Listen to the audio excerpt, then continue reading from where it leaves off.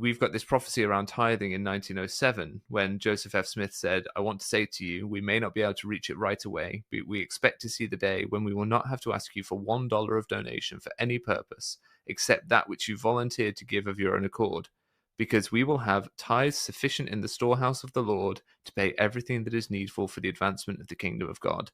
That is the true policy, the true purpose of the Lord in the management of the affairs of his church. That is a prophet speaking for God, saying that there will come a day when we won't have to require tithing of you. You can still freely give it, but it will not be something that we ask of you and require of you. That is the true nature of the management of the Lord's affairs. Have we reached that time? No, this one's not going anywhere.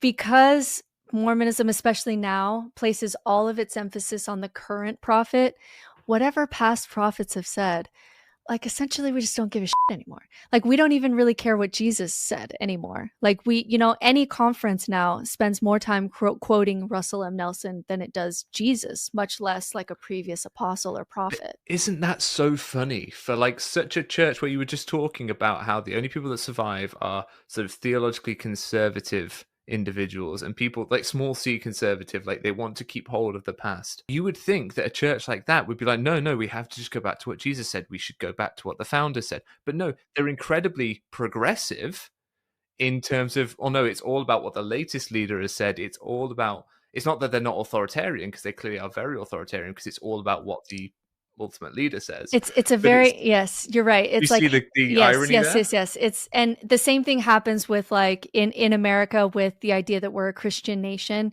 and they will claim that this is our history and this is our identity and this is our heritage and we're a Christian nation, and they're essentially rewriting American history to make it that way in conservative circles. But they actually don't go back and read how critical of religion Thomas Jefferson was, how he cut up a Bible and cut out all the supernatural parts and just kept in a few like moral statements of Jesus.